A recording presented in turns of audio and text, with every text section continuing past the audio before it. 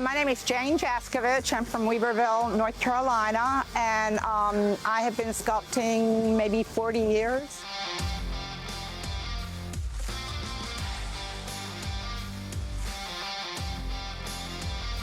God, I can't remember advice that I received, but the best sculpting, because I used to teach, but the best sculpting advice that I would give students was to just start a piece and don't sit there and look at it too long. Just take the diamond saw to the stone and let it happen, and especially if you're beginning.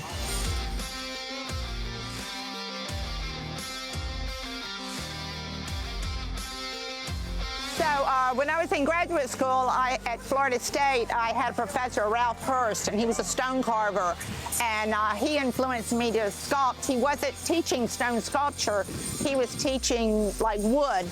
And so I was taking an independent study wood sculpture class from him, and he was like, he handed me a stone. He said, try this. And so when I finished that one, he said, try this. And so I ended up, you know, falling in love with stone because of him.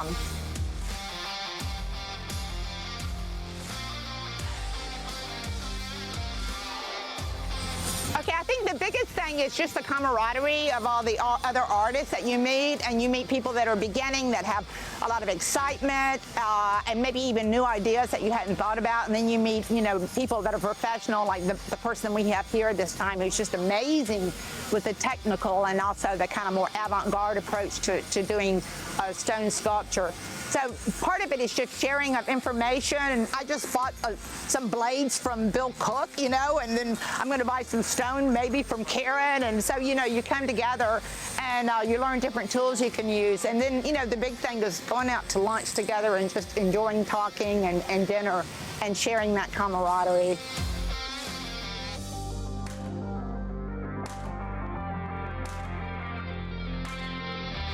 I don't really think too much about naming my pieces. The names are not really important.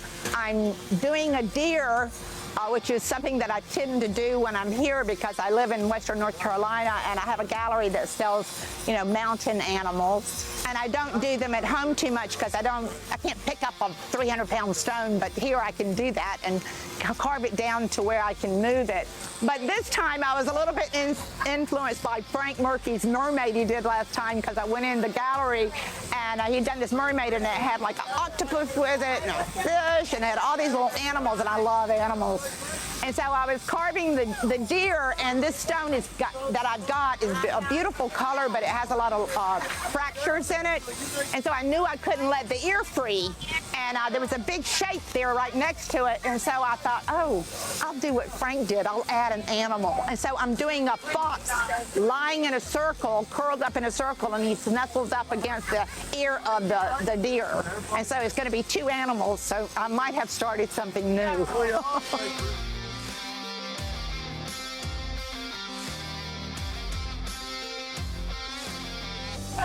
So 2 years ago, I did a piece that was a piece in remembrance of my partner that I had that passed away 4 years ago, and we were together for 24 years, and he lived in St. Joe, Missouri, and his family was real prominent in the arts there, and there was an art museum there, and his sister wanted to actually purchase the sculpture from me and give it to the museum, and so I just wanted to do a piece and give it to the museum.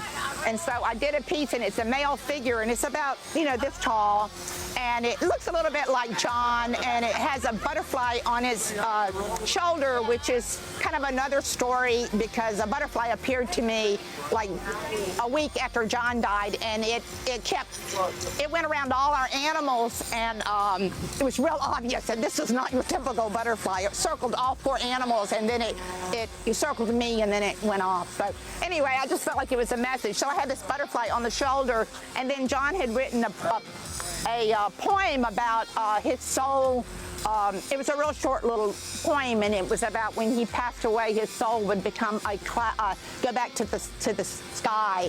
And so I wrote that on the piece. So it was very, very sentimental and had a lot of meaning to me. And I think it was very cathartic to actually create it. And then I donated it last summer. So it has silicaca marble in it and limestone. So anyway, that definitely was it.